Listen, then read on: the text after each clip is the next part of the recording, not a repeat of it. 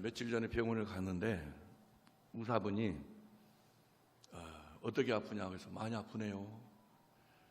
운동을 하시냐고. 예, 열심히 합니다. 그래고 그럼 어느 정도 하냐고. 하루에 한 10,000보 걷습니다. 그랬더니 그런데 몸은 왜 그러냐고. 아주 핵심을 찔러서 그래서 이 정도입니다. 그랬어요. 그래서 이 정도입니다. 그렇지 않으면 엄청나겠죠. 그래도 저에게 위로가 되게 하는 동역자가 있으니 그분이 우리 박종희 목사예요. 그분 옆에 가면 제가 왜소해져요. 근데 그분이 요즘 팔 소매를 걷어붙이고 하여튼 다이어트를 하는데 내가 은근히 물어봐요. 무게가 어떻게 되느냐고 하면 저하고 거의 비슷해져서 더 이상 내려오지 말라고 이렇게 합니다. 그러니까 무게가 많이 나간다는 것은 몸이 크다는 거겠죠. 그러니까 얼마나 덥겠어요. 근데 뒤에 어떤 시원하게 하는 장치가 없으면 그냥 막 옷도 양복까지 입었으니 굉장히 더워요. 이길 방법이 없어요. 우리 인생도 똑같아요. 우리 인생의 그 삶의 옷이 말이죠. 겹겹이 쌓여. 그것이 우리를 숨막히게 해요. 정말 힘들게 해요. 자식이 입혀주는 옷, 배우자가 입혀주는 옷, 직장에서 입혀주는 옷, 엄청나게 스트레스가 더해지는 그 옷들로 차곡차곡 껴입다 보면 결국 본인만 죽어요. 그럴 때 에어컨과 같이 선풍기와 같이 우리 인생을 시원하게 풀어주시고 시원하게 살게 해주신 분이 예수님이십니다. 예수님이십니다. 믿습니까? 예수님 아니면 안 돼요. 이 유대인들이 포로로 잡혀갔다가 포로에서 다시 이제 귀환을 해요. 이제 포로 귀환 이후에 저들에게 소망 중에 소망이 뭐겠습니까?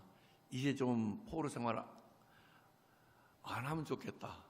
우리에게도 좀 비리비리한 지도자 말고 저 우리를 정복하고 억압하고 핍박하며 자유를 빼앗는 저들을 능가하는 지도자가 나오면 좋겠다. 그 지도자, 정말 그 지도자 나오면 좋겠다. 그런데 저들이 바라는 것과 달리 이스라엘도 사라져버리지 유대 땅도 적군에 의해서 이제 정복당하고 사라져버려요. 세상에 기대했던 하나님의 은혜가 저들에게 내리지 않는 듯이 사라져버립니다. 꺼져가는 그 불 밝히는 심지 연약함처럼 불이 살랑살랑 흔들고 꺼질 듯 하는데 꺼져버려요. 꺼져서 이제 소망이 사라져버렸는데 그래서 최악이다 하고 최고로 슬퍼하고 절망에 빠져 있는데 하나님은 그 속에서 역사하시는 겁니다. 하나님은 전능하신 분이세요. 하나님을 믿으면서도 걱정한다는 것, 하나님을 믿으면서도 염려한다는 것, 하나님을 믿으면서도 내일을 두려워한다는 것은 모양은 있으나 능력이 되신 예수님이 내 안에 충만하지 않다라는 증거가 되는 겁니다. 그러니까 예수로 충만해지기를 위해서 기도하시기를 바랍니다. 구하고 찾고 두드리는 것이 먹고 마시고 입는 것 그 정도 불과하면 안 돼요. 그 정도는 세상에 예수를 모르는 사람들이 목숨 걸고 구하는 거예요. 그런데 우리를 사랑하신 예수님은 목숨을 바치면서 죄악의 또 지옥의 무게에 눌림을 당하면서 탄지 속에 있는 우리를 자유하게 해주시고 구원에 이르게 해 주셨으니 먹고 마시고 입는 건 누구의 작품입니까? 하나님이 창조하신 거예요. 그리고 하나님을 버린 죄인된 자들을 찾아오신 분이 누구이십니까? 인간에서 버림당하신 하나님이신 거예요. 그러니까 먹고 마시고 입는 것 구하지 말고 우리를 이처럼 사랑하여 우리 가운데 오신 예수님을 구할 수 있기를 바랍니다. 자녀를 우리가 낳았다 하지만 실상 우리는 낳는데 사용되어진 수단이요, 방법이요, 도구 이상 아니에요. 왜 그러느냐니까 여러분들이 자녀로 양육하고 또 손자 손녀를 보고 계시는데 다 여러분이 원하는 조건 다 갖추고 나온 자녀 있습니까? 없습니다. 저도 딸 이름 둘 지어놓고 아들 이름 짓지도 않았는데 아들이 갑자기 나오는 바람에 이제 우리 학생들이 이름을 지어준 거에 종국이고 또 지어준 게 민국이에요. 제가 지어놓은 이름은 다른 분들한테 다 주었습니다. 그래서 나도 예쁜 딸 기다리면서 이름 짓고 주님이 주시면 사랑받고 사랑 줘야 되겠다 했는데 주님은 전혀 다른 방향 아들을 주셨어요. 그런데 우리 성도님들 그나마도 여러분 품에 안긴 자식들 커가면서 야, 내가 바라는 100% 응답해 줬어. 그런 자녀 없죠? 없죠? 없으면 고개 끄덕끄덕 합시다. 예, 없습니다.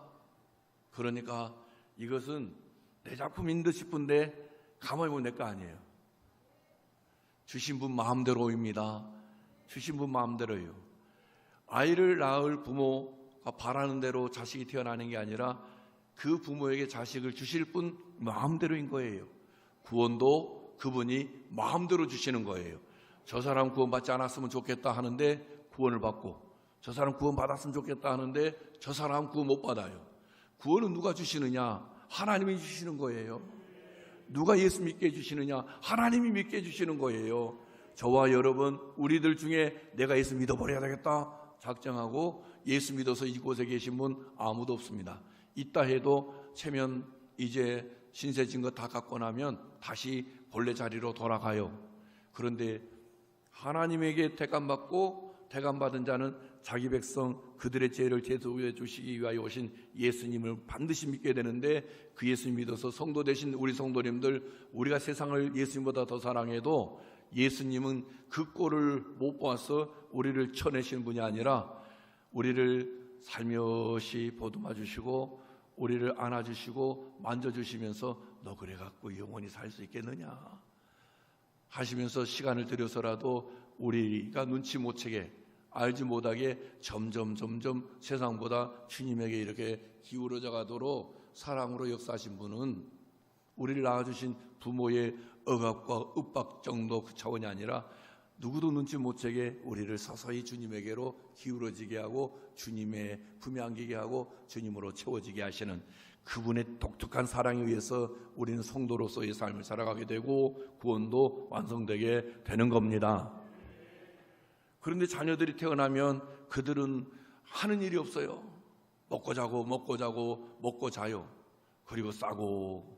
그럴 때마다 어느 모든 부모님들은 싸고 더럽힌 몸과 옷을 다 닦아주고 빨고 또 말려서 또 다리미까지 해서 다시 입혀주고 때 되면 먹여주고, 그 자식을 위해서 10달도 고생했는데 또 낳자마자 그 자녀가 이제 지 힘으로 할 때까지 온갖 희생을 다해요. 자신의 시간을 죽이죠. 자신의 취미도 죽이죠. 자신의 그 하고 싶은 거 다 죽인 희생을 치르면서 자식을 이렇게 키우는데, 그 자식은 어떻게 보면 엄마의 그 희생을 먹고 헌신을 먹고 죽음을 먹으면서 자라는 거예요. 이렇게. 그래도 그 자식을 향해서 엄마 아빠는 항상 쌩긋쌩긋 웃어주고 빵긋빵긋 웃어주면서 니도 웃어라 이렇게 권하지, 그러면서 뭐 그 자녀에게 더 이상 못 키우겠다 버려버리겠다라고 협박하신 분 없습니다. 넘어져도 다시 이렇게 세워주고, 하여튼 일어서서 온전히 걸을 때까지 인내하면서 기다려줘요. 근데 참 묘하죠. 예수님에 의해서 구원받은 성도들이 모인 이 교회가 하나님의 가족이에요. 패밀리 오브 갓, 하나님의 가족. 이제 우리 모두는 할아버지, 아버지, 나, 자식, 손자가 다 모여도 하나님의 가족이에요. 그 가족의 장은 하나님이세요. 그 가족의 맏형은 예수예요. 그 가정을 결속시키고 하나 되게 하신 분은 성령이에요. 그래서 이렇게 이제 우리가 성도라고 이렇게 독특한 특성을 가지고 세상에서 구별되어진 자들로, 남들은 주일이면 다 산과 들로 여행 가지만 우리는 그 시간을 주님에게 드려요. 이렇게 주님이 나를 이렇게 사랑하시니 나도 주님도 알고 싶어요 하고 예배당에 오는 겁니다. 근데 참 이 교회는 이상한 곳이요. 왜 그러냐? 집에서는 자식이 태어나면 3년 동안은 괜찮아요. 다 상황 보고 다 해줘요. 똥을 싸서 몸이 범벅이 됐을 때도 아이고 향기도 좋네, 잘 쌌네, 아주 잘 쌌네, 그러면서 딱 닦아주고 뭐 옷도 싹 입혀주고 그러면서 예수진에게 완전히 맞추어서 키워요. 근데 교회당에서는 이상해요. 그게 우리 형제들의 모습이에요.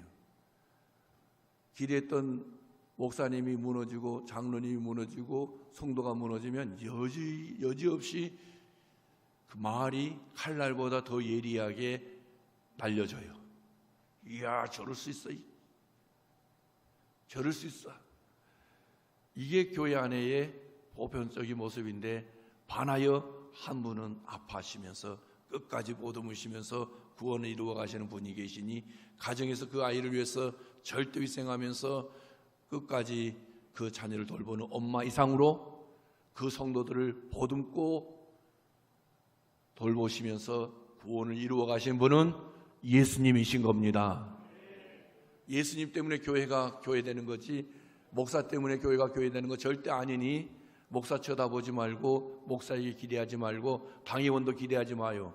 목사나 당회원이나 중직자 모두가 다 예수님으로 구원받았으니 신앙의 연수와 신앙의 경륜과, 그래서 성도들에 의해서 때를 따라서 직분자로 세워지는 그 역할을 감당하는 거지, 우리 인간이 하는 거 아니에요. 목사도 지 마음대로 하는, 죄송합니다, 자기 마음대로 하는 거 아닙니다.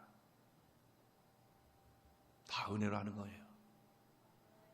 그래서 목사 쳐다보면 여러분 신앙생활 오래 못해요. 성도 쳐다보면 신앙생활 오래 못해요. 당연히 성도는 똥 싸고 오줌 싸야 돼요. 목사도 때로 똥 싸고 오줌 싸야 돼요. 근데 내가 요즘 이제 그 노예 좀 임원도 하다 보니까 좀 어디 가서 보는데, 어르신 목사님들이 이제 성도들 앞에서 가르치시기 전에, 여러분도 연약하지만 목사도 좀 연약하니까 그렇게 알고 대해주시면 됩니다. 그것은 말을 아끼면서 몸을 꼬면서 할 이야기가 아니에요. 여러분이나 저나 예수님 아니면 소망 없습니다. 똥 싸고 오줌 싸요. 그렇게 연약할 수 있어요. 그래도 어린아이일 때 엄마 아빠는 그런 아이 싫다 하지 않고 오히려 기뻐하면서 똥 치워주고 오줌 다 씻어주면서 뽀송뽀송한 몸으로 말려주고, 그리고 더럽혀진 옷 다 빨아서 깨끗한 옷으로 바꿔주면서 커나가는데, 엄마의 희생, 아빠의 희생, 엄마의 헌신, 아빠의 헌신 다 먹고 마시고 입고 자라게 해요. 교회에서는 우리가 못하니까, 목사가 못하니까, 장로님들이 못하니까, 권사님들이 다 못하고, 우리 서로가 다 목말라 있으니까 누가 해주시겠어요? 예수님이 해주십니다. 그래서 로마서 13장 14절에 가서 보게 되면 이렇게 말씀하세요. 예수 그리스도로 옷 입고, 예수 그리스도로 옷 입고 정욕을 위하여 육신의 일을 도모하지 말라. 예수로 옷 입지 않은 사람들은 다 정욕을 위해서 육신의 일을 도모하는 거예요. 예수님으로 옷 입지 않은 사람들은 마귀의 옷을 입고서 정욕을 위해서 육신의 일을 도모하는데, 하나님에 반하는 일을 하는 거예요. 교회 안에서도 똑같이 나와요. 교회를 분열시켜요. 근데 갈라디아 3장 21절 27절에서 뭐라 하느냐니까, 예수 그리스도와 합하기 위하여 세례받은 자는 예수 그리스도로 옷 입고, 예수 그리스도와 합하기 위하여 세례받은 자는 예수 그리스도로 옷 입고. 여러분, 더럽혀진 옷은 세제에 의해서 빨지만은 죄로 더럽혀진 죄인된 자들의 이 더러운 것은 세제로도 안 돼요. 예수의 피로만 됩니다. 예수의 보혈로만 깨끗해집니다. 그래서 예수님이 우리와 하나 되기 위해서 죽으러 오시는데, 죽어서 우리 죄값 지불하시고, 그리고 이제 마귀의 옷 벗겨버리고 우리에게 누구의 옷을 입혀주신다? 예수님 자신의 옷을 입혀주신다. 그래서 예수로 살아가는 것입니다. 예수로 살아가시는 우리 성도님들, 이제 서로가 서로를 쳐다볼 때에도 여러분 긍휼히 여기는 마음, 정말 예수님이 우리를 향하여 갖는 마음이 긍휼히 여기는 마음, 불쌍히 여기는 마음, 동정을 표하고 동정심을 가지고 우리를 와락 끌어안아 주시는 그 예수님의 마음을 가지고 서로가 서로를 대할 때 우리는 나도 예수로 살고 예수로 성숙해지고 예수로 구원받은 완성에 이르듯이 옆에 있는 우리 신앙의 모든 동역자들도 동일하게 예수로 시작되온 구원이 예수님으로 완성되어지는 줄 믿습니다. 지난주에 한 목사님이 저에게 질문 던졌어요. 어느 분이 쓴 책에 보니까 구원받은 이후의 성화에 대해서 엄청난 강도 높은 책을 썼는데 목사님은 어떻게 생각하십니까? 그래서 구원받은 이후에 우리 할 일이 뭐라고 생각해요? 우리가 구원을 받을 만해서 구원을 받았으면 그나마도 윤리적으로나 도덕적으로 생각해 볼 만하지, 착하게 살 수 있을 것이고 주님 성가시게 하지 않을 수 있고 주님 마음에 쏙 들 수 있는 삶을 살아낼 수 있지. 근데 우리는 죄인이었는데 갑자기 주의 은혜가 임하여서 깜도 되지 않는 우리를 성도라고 칭하여지는 것은 구원받은 자와 구원받지 않은 자들의 이 경계가 예수잖아. 예수님 때문에 구원받은 거니까 구원받은 이후의 삶의 모습은 어떻게 해야 되느냐? 구원해 주신 예수님 쳐다보면 되는 거라 그랬어요. 구원 주신 예수님 쳐다보면 되는 거예요. 엄마의 아빠의 슬하에 태어난 자식이 잘 되는 길은 지가 고집 피우면서 내가 할 거야 그러지도 못하겠지만 그럴 때 부모는 알아서 다 해주듯이, 그러면서 이제 지가 엄마 아빠의 사랑을 먹고 힘을 얻으면서 조금씩 자신의 힘으로 무엇인가를 할 때에 교만이 그렇게 크게 바라는데 어떻게 되냐? 엄마가 날 키워준 거 아니야, 아빠가 날 키워준 거 아니야, 말도 안 되는 논리를 펴면서 또 속을 확 뒤집어 놓죠. 꼭 우리와 같아. 주님이 해준 거 아니야, 내가 노력했지. 구원은 줬지 주님이. 그러나 노력은 내가 했지. 거룩해지는 것도 내가 했지. 영광 이런 것도 내가 했지. 다 내가 했지. 그 말도 안 되는 억지예요. 구원을 주신 분이 주신 구원을 완전히 완벽하게 이루어 가십니다. 그분이 희생하는 것이고 그분이 헌신하는 것이고 그분이 수고하는 것이고 그분이 다 이루어 주시는 거예요. 그러니까 그분에게서 멀어지면 구원받은 자답지 않은 거예요. 그러나 그분으로 채워지면 그분이 주신 구원의 기쁨이 더 커져가겠죠. 즐거움이 넘쳐나겠죠. 제 방에 꽂혀있는 책들 사이를 지나올 때마다 내 눈을 자극하고 내 시각을 끄는 책 한 권이 있으니 존 파이퍼가 쓴 믿음으로 사는 즐거움. 그 책이 싹 눈에 들어올 때 예수님으로 사는 즐거움. 왜? 예수님이 나로 하여금 당신을 믿을 수 있도록 은혜 주셔가지고 믿을 수 없는 나에게 예수님이 믿어지도록 역사해 주신 전능하신 하나님의 일하심의 결과이니까 내가 믿음으로 사는 게 아니라 그 믿음을 주신 예수님으로 살아가는 즐거움이 그게 다라는 거다 하는 거예요. 그러니까 여러분, 우리가 구원에 이를 수 있는 믿음, 진짜 믿음, 참 믿음, 찐 믿음, 예수 믿어진 거 은혜잖아요. 세상에 믿음이 얼마나 많아요. 근데 그 믿음, 얼마든지 우리가 다른 믿음 가질 수 있었는데 진짜 믿음, 예수님 믿게 해주신 그 은혜, 그 믿음 나에게 주신 그 예수님을 바라볼 때 그 예수님이 나를 위하여 희생하시고 헌신하시며 돌보시며 끝까지 사랑해 주시는 사랑으로 구원이 완성되게 되는 겁니다. 그래서 오늘 스가랴서 9장 9절에 보면 예수님이 어떻게 헌신하시며 희생하는지 나오는데 시온에 따라 크게 기뻐할지어다 예루살렘에 따라 즐거이 부를지어다 보라 네 왕이 네게 임하시나니 그는 공의로우시며 구원을 베푸시며 겸손하여서 나귀를 타시나니 나귀의 작은 것 곧 나귀 새끼니라. 지금 이 시대 같으면 문매 맞아요. 여론에 의해서 완전히 폭탄 맞고 예수님 사장당해요. 그것도 작은 것 나귀 새끼다. 동물 학대자로 찍혀요. 근데 예수님이 겸손을 보여주기 위해서 나귀 새끼, 그것도 작은 것 새끼 나귀 타셨겠느냐고. 예수님이 할 일이 없어가지고 보호자 버리시고 비우시고 하나님이 인간 되시면서 이 땅에 오셨겠느냐고요.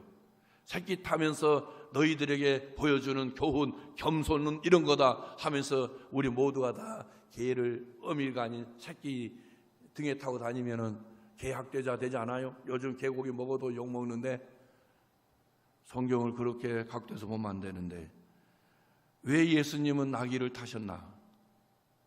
왜 나귀를 타셨을까요? 마태복음 21장, 마가복음, 누가복음에 보면 이 말씀이 다 나와요. 예수님을 통해서 성취되어진 정말 실질적인 그 말씀임을, 그 사역을 이루신 분임을 말씀하는데, 오늘은 마태복음 21장 1절로 7절, 8절로 11절을 통해서 말씀을 드리겠는데, 뭐라고 하느냐 하니까, 뭐라고 하느냐, 그들이 예루살렘의 길거리 가서 감람산 벳박에 이르렀을 때에 예수께서 두 제자를 보내시며 이르시되 너희는 맞은편 마을로 가라. 그리하면 곧 메인. 저 혼자 읽으니까 재미없죠? 같이 읽으십시다. 같이. 그래야 잠도 깰 거 아니겠습니까? 또 괜히 목사가 또 어느 정도 가다가 왜 좋냐고 이렇게 해서 또 무한해질 수도 있는데, 졸게 만드는 분이 목사이죠. 같이 읽어요. 시작. 그들이 처음부터 1절부터 같이 시작. 그들이 예루살렘에 가까이 가서 감람산 벳박에 이르렀을 때에 예수께서 두 제자를 보내시며 이르시되 너희는 맞은편 마을로 가라. 그리하면 곧 메인 나귀와 나귀 새끼가 함께 있는 것을 보리니 풀어 내게로 끌고 오라. 만일 누가 무슨 말을 하거든 주가 쓰시겠다 하라. 그리하면 즉시 보내리라 하시니 이는 선지자를 통하여 하신 말씀을 이루려 하심이라. 일러스되 시온 딸에게 이르기를 네 왕이 내게 임하나니 그는 겸손하여 나귀 곧 멍에 매는 짐승의 새끼를 탔도다 하라 하였느니라. 제자들이 가서 예수께서 명하신 대로 하여 나귀와 나귀 새끼를 끌고 와서 자기들의 겉옷을 그 위에 얹음에 예수께서 그 위에 타시니. 구약의 스가랴서 9장 9절과 오늘 본문을 마태복음 21장을 보게 되면 차이가 뭐냐니까, 구약에서는 멍에 매는 짐승의 새끼, 멍에 매는 짐승의 새끼, 이게 이제 이 말씀을 이루려고 하십니다 했는데, 멍에를 매는 그 짐승의 새끼, 여러분 멍에를 맸다, 그 짐승의 새끼라 그러잖아요. 근데 예수님이 겸손해서 나귀 곧 멍에 매는 짐승의 새끼를 탔다는데, 여기에서의 이 문명에서 우리가 하나 그 개념을 잡자면 겸손은 뭐냐? 겸손은 멍에다. 요크 멍에다. 그 나귀가 왜 멍에를 매죠? 왜 소가 멍에를 매죠? 그 소 주인의 밭을 갈아주기 위해서, 주인이 해야 할 일을 대신해 주기 위해서 멍에를 메고 가라는 대로 가야 되잖아요. 저도 소 가지고 밭을 갈아봤습니다. 소 성질 나면 무섭습니다. 쟁기 끌고 도망가 버리면 걷잡을 수 없습니다. 근데 그렇게 도망갈 만큼 화나지 않으면 땀 뻘뻘 흘리면서 그 밭가랑이를 갈아요. 밭을 갈아요. 멍에를 쥐고 말입니다. 근데 이 멍에가 겸손이다. 근데 예수님이 이 땅에 오셔가지고 겸손해서 그 멍에 매는 나귀, 그 짐승의 새끼를 탔다. 겸손해서. 예수님의 겸손이 뭐냐? 멍에를 매신다는 것. 어떤 멍에냐? 죄인의 멍에를 지신다는 것. 우리는 겸손하다라고 하는 개념하고 성경에서 말씀하시는 이 겸손의 개념의 차이가 엄청나게 크다는 것을 알 수 있죠. 겸손은 뭐냐? 남을 위하여 희생하는 게 겸손이에요. 남을 위하여 죽어주는 게 겸손이에요.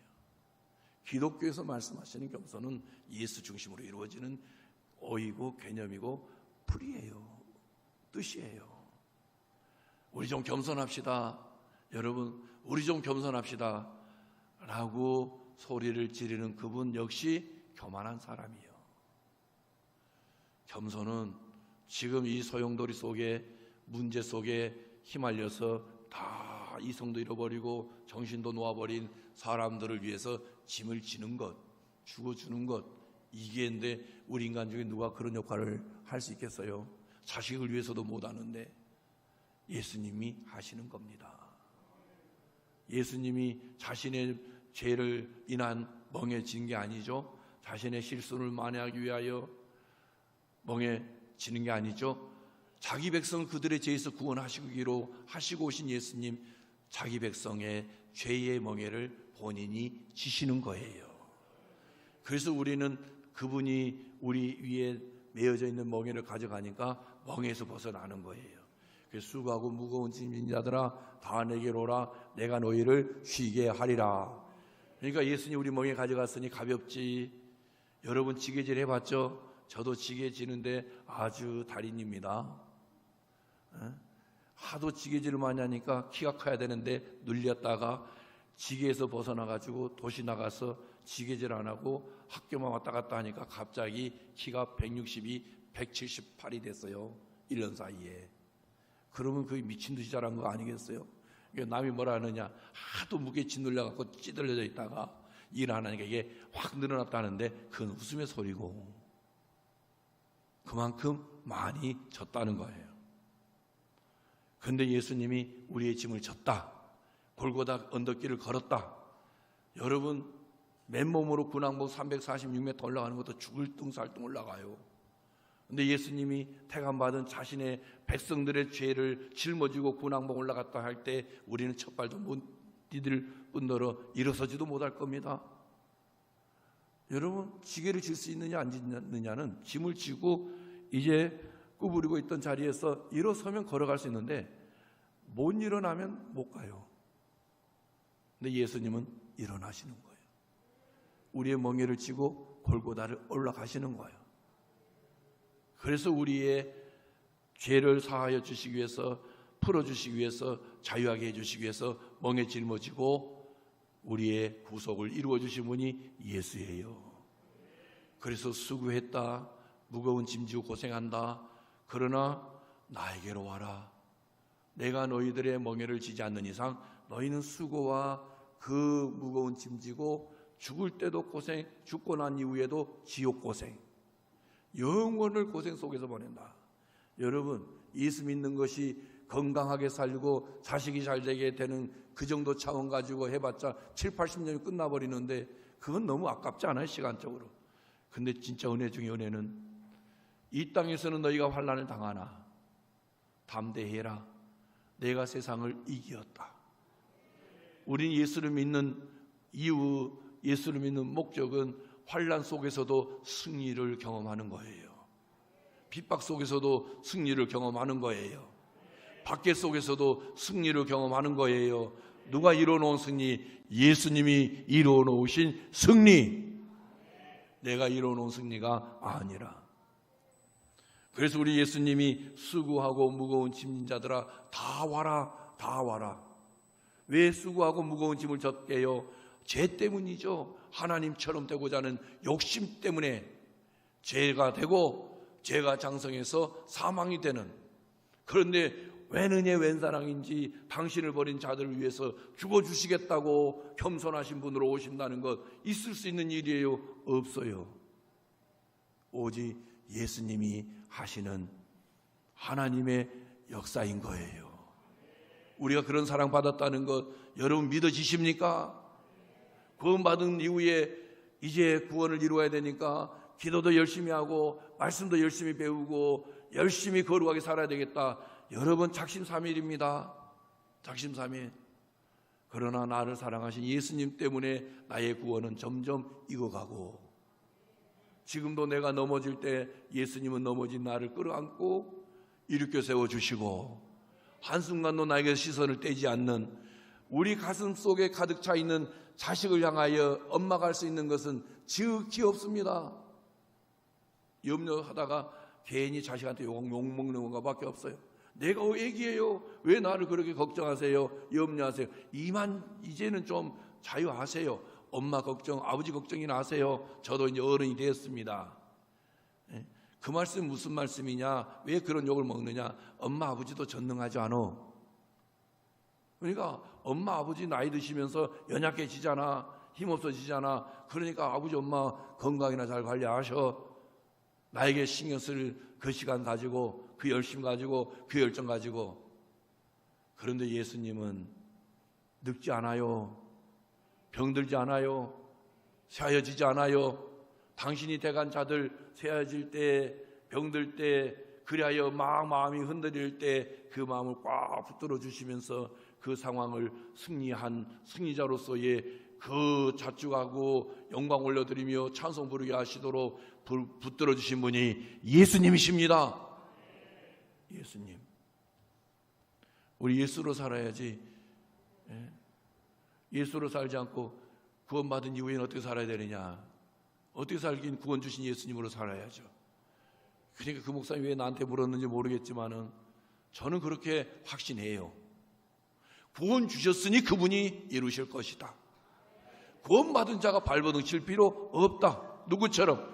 갓 태어나가지고 신생아실에 누워있는 아이, 아무것도 안 하면서도 때 따라서 먹고 마시고 옷도 갈아입혀지고 하듯이 구원해 주신 예수님은 우리에게 자신으로 옷 입혀줘서 정력을 위하여 육신의 일을 도모하지 않는, 이제는 예수 안에서 거듭났으니 예수님으로 충만하게 해서 세상에서 불어오는 어떤 바람 앞에서도, 세상에 쏟아지는 어떤 폭우 앞에서도, 세상에서 밀려들어오는 어떤 거센 파도 앞에서도 조금도 주눅들지 않고 당당하게 살아갈 수 있도록 우리를 지키시고 보호해 주시고 막아주시며 빵빠지 역할을 하시고 힘을 주시면 높이 비상하게 하시는 분 예수 믿어지십니까? 그런데 예수님이 이렇게 예루살렘에 입성할 때에 나귀새끼 타고 입성하는데 엄청난 사람들이 모여들었거든요. 마태복음 21장 8절로 11절 보면 같이 읽어봐야 되는데요. 자, 같이 읽어보겠습니다. 안 나타난 거 보니까 제 혼자 읽어야 될 것 같습니다.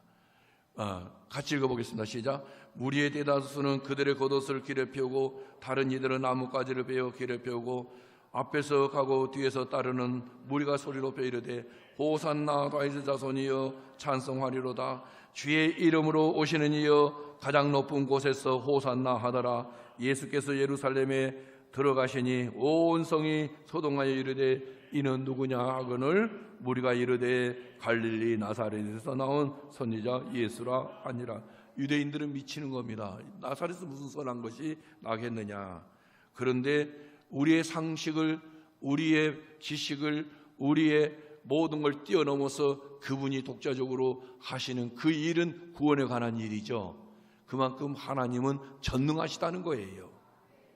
왜 신학자들이 딴소리를 하고 이단이 나오고 그러면서 자신도 망하고 그 책을 읽는 독자들도 망하게 하느냐니까, 여러분 마태의 관점에서 마태복음을 읽으니까 망하는 거예요. 마태의 관점에서 마태복음을 읽기 전에 야, 마태가 세리였는데 세간에 앉아 있었는데 그를 부르시는 그 예수님이 얼마나 능력이 있으면 돈 보따리 다 내려놓고 예수님을 따르냐, 그리고 예수님의 제자가 될 수 있느냐. 마태를 바꿔놓으신 예수님으로 성경을 읽어야 모든 것이 은혜가 되고, 야, 그러면 박성수를 바꾸신 예수님이 마태 바꾼 예수님과 동일하시니 마태에게서 볼 수 있는 그 능력이 성도인 성수에게서도, 우리 성도님들에게서도 동일하게 드러나는 거 아니겠어요? 근데 다 시각들이 어디로 가느냐? 저자 관점 해가지고 마태의 관점, 누가의 관점, 마가의 관점인데 여러분 성경은 구약부터 연결되는 거라니까요. 그 당시에 그들을 통하여 주님이 우리에게 들려주시는 사랑의 메시지 성경인 거예요. 그러니까 우리는 예수님으로 성경을 읽어야 되는 거예요. 그리고 예수님으로 우리 자신을 들여다봐야 되는 거예요. 그 자식이 소망이 있는 것은 그 자식 자체가 소망이 있는 게 아니라 그 자식을 낳아놓고 그 자식을 사랑하는 부모가 소망이듯이 우리를 죽으면서 낳아주시고 죄값을 지불해 주시면서 의인으로 신생케 하신 그 예수님이 우리의 소망일 때 우리는 승리하는 겁니다.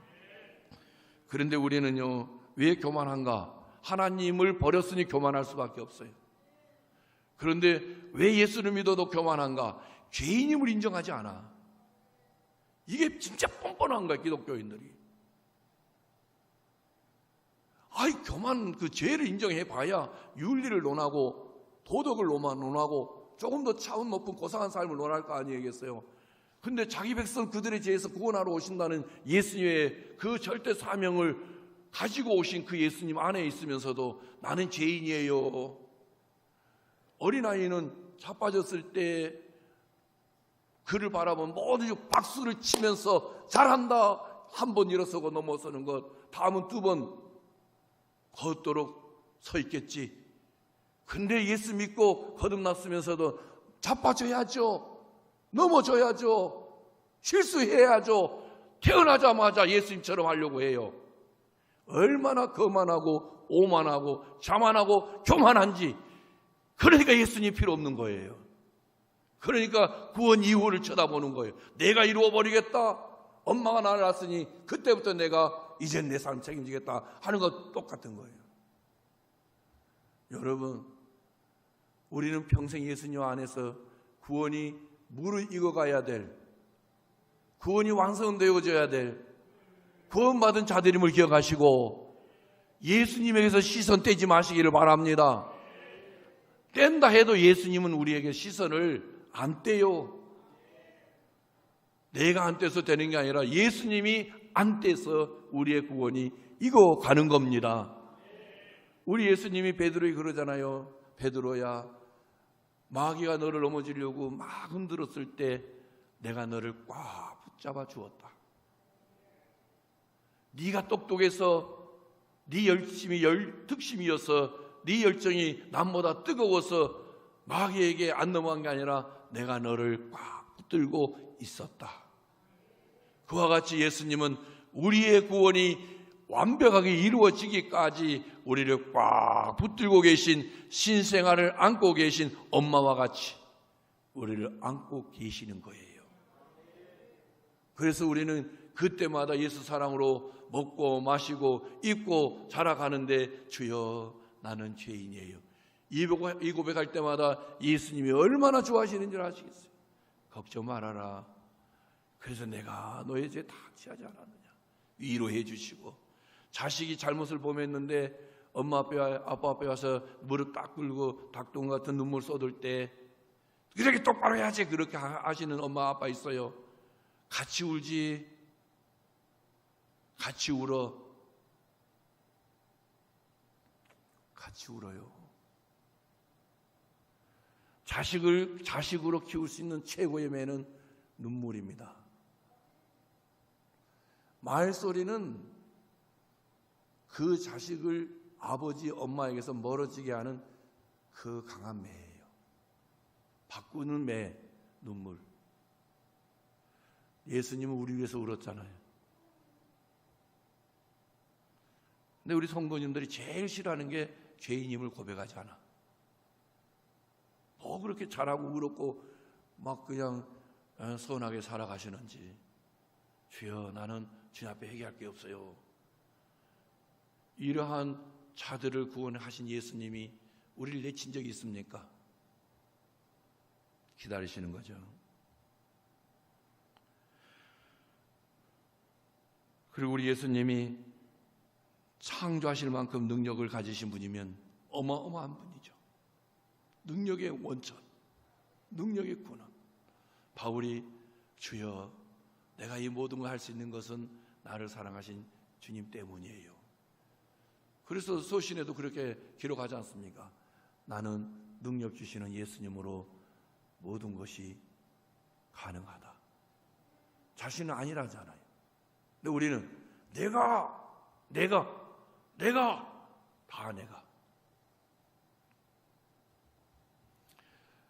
제가 어저께 우리 이제 교단 총회 앞두고 공천부 상비부 조직 때문에 이 호남권 임원들 4명이 모였어요. 근데 제가 거기 어쩌려고 주님이 회장을 시켜주가지고 갔어요.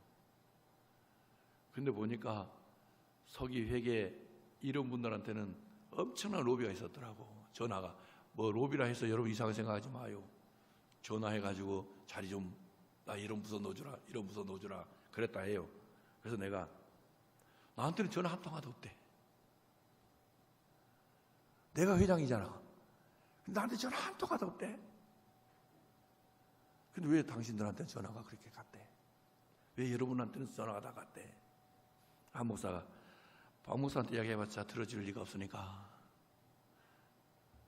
근데 들어줄 리가 없는 게 아니라 몰라요. 처음 해봐가지고. 그래서 전화가 엄청나게 가는 것 같아요.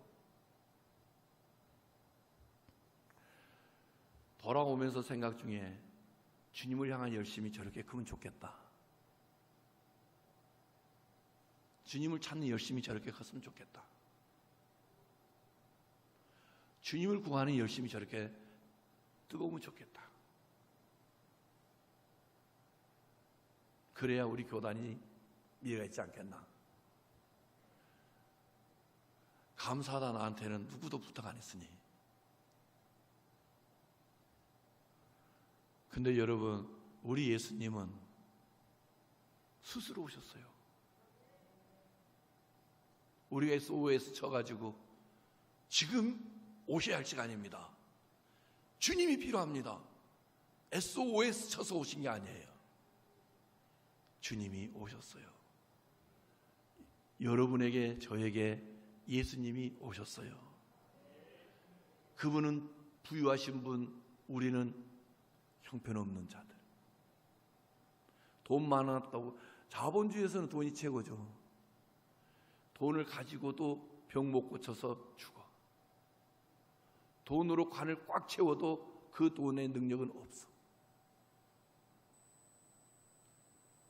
이게 돈을 많이 가진 자의 한계였어. 돈 없는 사람도 죽어.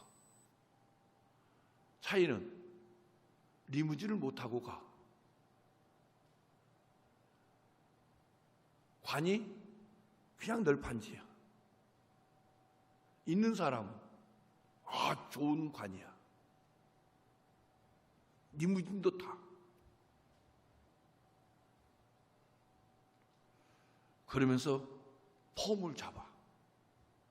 근데 여러분, 제가 목사인데 어떤 상가는 진짜 갈 때 폼이 잡히는데 제 눈에는 거슬립니다. 어떻게 거슬리느냐.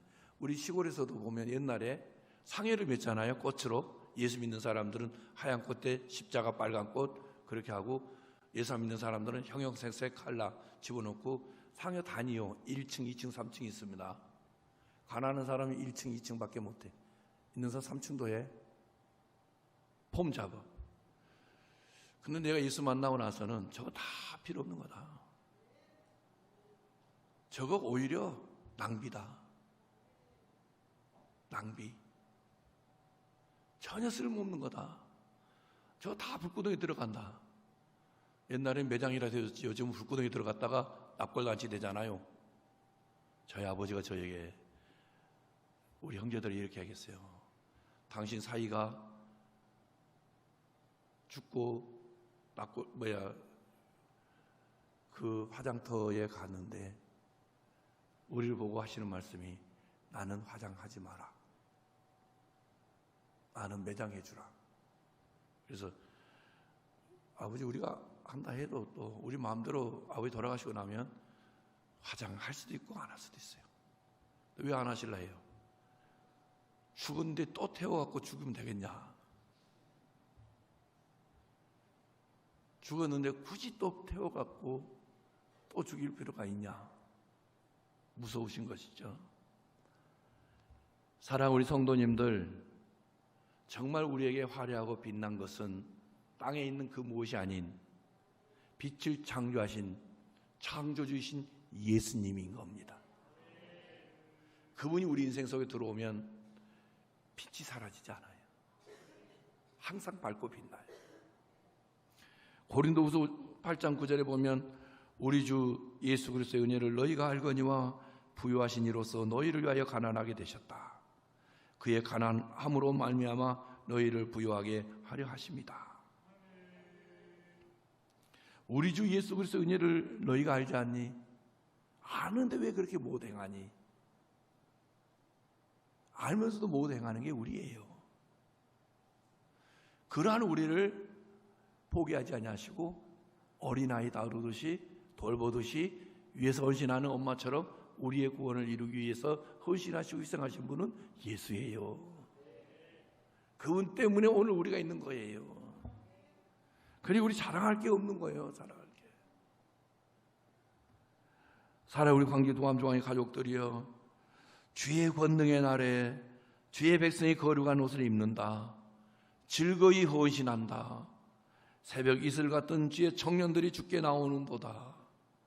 거룩한 옷 예수. 예수의 옷을 능가할 옷이 있을까요? 없어요. 그 옷을 입혀주신 분 예수. 어떻게 입혀주시느냐? 자기 백성을 그들의 죄에서 용서해 주시기 위해서, 죄 문제 치루어 주시기 위해서 죽으시고 우리에게 당신으로 옷 입혀주시는 것. 정말로 옷을 입혀주시기 위해서 예수님이 치르신 대가는 죽음. 그렇게 헌신하시고 희생하시면서 결국 우리의 구원을 이루어 가시는 그분 예수. 즐거이 헌신하니. 예수님이 헌신하는 거지 우리가 헌신해서 성도된 것도 아니고, 우리가 헌신해서 직분자 된 것도 아니고, 우리가 헌신해서 인간 된 것도 아니고, 우리가 헌신해서 이렇게 잘 산 거 아니에요. 주님이 우리를 이렇게 당신의 형상대로 창조했다가 죄악으로 당신의 형상을 파멸시켰던 인간을 다시 회복시켜 주시기 위해서 예수님이 치르신 희생, 헌신은 죽음. 그 결과로 우리가 이렇게 이슬 같고 별처럼 빛난 존재들로 주님 앞에서 예수로 하나 되어 이 땅 위에 주의 나라를 세워가는 한 돌 지체가 된 거예요. 이 모든 것 다 주의 은혜입니다. 주의 은혜예요. 우리 광주 동암중앙의 가족들이여, 니 탓 내 탓 하지 말고 나의 부족함, 나의 연약함, 나의 주님을 거리 둔 결과 이러한 우리를 주님이 하시는 거예요. 구원받았는데 어떻게 해야 돼요? 예수님 봐야죠. 예수님을 찾아야죠. 결혼한 부부가 서로를 봐야지 느슨해지잖아요. 그러면 안 되죠. 결혼하고 잘하는 길은 서로 바라보는 거 외에는 없는 거 아니겠어요? 금은보화 다 준다 해도 그것보다 서로 바라보는 게 좋지 않아요? 그 사람은 어떻게 금 주고 은 주고 다 살 수 있어요? 못 사요. 구원 주신 분을 놓치는 거, 멀어지는 거 위기요, 죽음이요, 망함이에요. 너희가 세상에 환난 당하나 담대해라. 내가 세상을 이겨노라. 강하고 담대하라. 강하고 담대하라. 이렇게 말씀하시며 우리 곁에 계신 그분, 죽도록 충성하시고 희생하시고 헌신하시면서 우리로 즐거이 그분을 찬양하고 그분을 의지하고 그분을 바라보며 그분으로 승리하게 하시잖아요. 이제 자녀들 때문에 괴로워하지 마세요. 자녀하고 싸우지 마세요. 내버려 두세요. 지 인생이에요. 아니 어차피 그가 80 되기 전에 다 돌아가실 거예요. 근데 뭐 그 81살을 걱정해줘요. 우리 걱정해. 우리 걱정. 자식 걱정 냅두고 싸우지 마요. 그냥 용서해주고 사랑해주고 저 죽일 놈 하여튼 그렇게 욕을 해도 더 이상 가지 마요. 그리고 대신 주님 앞에 와서 울어요. 지난주에 말씀드렸지만 저희 어머니는 자식 7 낳고 돈도 없어 뭣도 없어 할 때 주님 아무것도 없어요. 울었다고 했지 않습니까? 그럴 때 없다고 절망하고 절규하는 그 여인을 향해서 주님이 주신 그 음성은 뭐였느냐? 내가 있잖아 였어요. 우리가 그분 앞에 나가서 엎드려 울고 부르짖고 또 울부짖을 때 내가 있잖아 할 거예요. 그래서 그 주님의 손에 남아있는 자손들 손을 얹어서 이분이 너희들의 승리다. 아빠 엄마의 승리듯이 그분에게서 멀어지지 말아라. 예수님 잘 믿어라 하고 마지막 관 속에 들어가야지. 더 살고 싶은데 왜 벌써 날 부르느냐고. 여러분 여기보다 더 좋은 거 천국이요. 땀빨 흘리면서 누더기 옷 걸치고 시간만 지나면 땀 냄새, 먼 다 찌러져 있는 그 수고의 흔적인 옷 걸치고 100년을 사는 것보다 주님이 오라 하시면 비교할 수 없는 그곳에 가 살게 되잖아요. 예수로 충만하면 죽음도 무섭지 않습니다. 예수님으로 충만하면 자식 문제 때문에 시름시름 걱정하거나 고민하면서 병들지도 않습니다. 예수님으로 충만하면 내일도 걱정하지 않습니다. 오늘 주신 지혜를 가지고 잘 살아가는 거예요. 우리 부모 기도회가 9월 4일부터 시작돼요. 1시 반부터 2시까지 찬양합니다. 그리고 함께 기도합니다. 주여, 나를 살려주신 예수님, 나를 붙들어 주신 예수님, 나를 위하여 이렇게 헌신하며 희생을 치루어서 세상에 속한 자가 아니라 세상에 속한 자인 것 같지만 하늘나라 시민권을 가진 예수님의 신부되게 해주신 그 은혜 받은 나, 정말로 주님으로 살게 해주시고 주님이 주신 저 자손들, 그 주님이 주인 되어주세요. 붙들어 주세요. 불쌍히 여겨주세요. 저들의 영혼 육체 살려주세요. 우리 광주 두암중앙의 가족들이여, 이 말 외에는 자식들에게 하지 마요. 그들이 다 잘 알아서 해요. 괜히 말해갖고 돌아오는 것 때문에 아이고 기죽하지 마시고, 말을 안 했더니 왜 엄마 말을 안 해? 나는 말한다. 안 하잖아. 한다. 안 하잖아. 한다. 언제 해? 네 없을 때 마음으로 항상 한다. 누구에게? 예수님께 한다. 왜? 네 때문에 한다. 그보다 강한 영향력이 있는 메시지가 어디 있겠어요? 사랑하는 우리 성도님들, 우리를 사랑하신 예수님이 우리 끝까지 붙드시고 승리하도록 헌신하십니다. 그 주님을 우리 자손들이 알 수 있도록 그들에게 예수님을 전합시다.